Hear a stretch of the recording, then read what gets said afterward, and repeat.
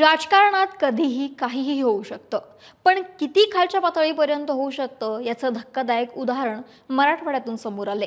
राजकारणातील पदप्रतिष्ठेच्या व्यसनापायी रक्ताची नाती देखील दिसत नसल्याचं चित्र नांदेडमधील एका घटनेमुळे समोर आले।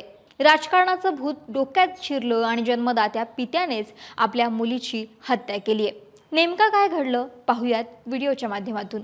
नमस्कार, मी अक्षता आणि तुम्ही पाहताय सकाळ। नांदेड जिल्ह्यातील मुखेड तालुक्यातील केसूर गावचा रहिवासी असलेला पांडुरंग कोंडमंगळे नावाचा तरुण, जो बराळी गावात विराट नावाचे सलून चालवायचा।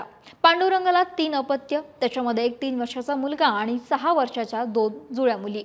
पण पांडुरंगाला आगामी ग्रामपंचायत निवडणुकीचे वेध लागले होते आणि या निवडणुकीमध्ये उभं राहून त्याला गावचं सरपंच देखील व्हायचं होतं।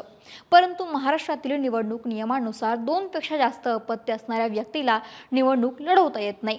हे समजताच त्यानं आपल्या एका मुलीची हत्या करण्याचा निर्णय घेतलाय।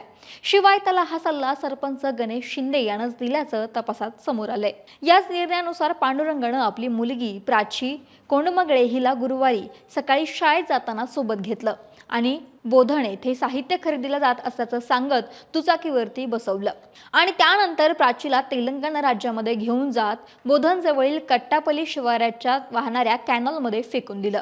त्यानंतर तो रात्री एकटाच घरी परतला। कॅनॉलमध्ये चिमुकलीचा मृतदेह आढळून आल्यानं एकच खळबळ उडाली। अशा चौकशी जेव्हा केली तेव्हा पांडुरंगला मुलीला कॅनॉलमध्ये फेकताना एका शेतकऱ्यानं पाहिलं होतं आणि त्याच शेतकऱ्यानं पोलिसांना या घटनेची माहिती दिली। त्यानंतर तेलंगणा पोलिसांनी दुचाकीच्या नंबरवरून नावाचा शोध घेऊन मुखेड येथे आले आणि त्यांनी स्थानिक पोलिसांना ही घटना सांगितली। त्यानंतर स्थानिक पोलिसांनी आरोपी पांडुरंगला चौकशीला बोलावलं असता त्यानं चौकशीत आपला गुन्हा कबूल केला। दरम्यान निजामाबाद पोलिसांनी पांडुरंग कोंडमंगले याला अटक केली असून त्याला मदत करणाऱ्या सरपंच गणेश शिंदे यालाही सह आरोपी केले। दोघांनाही हत्या आणि गुन्हेगारी कट रचल्यानुसार गुन्हे दाखल करण्यात आलेले आहेत।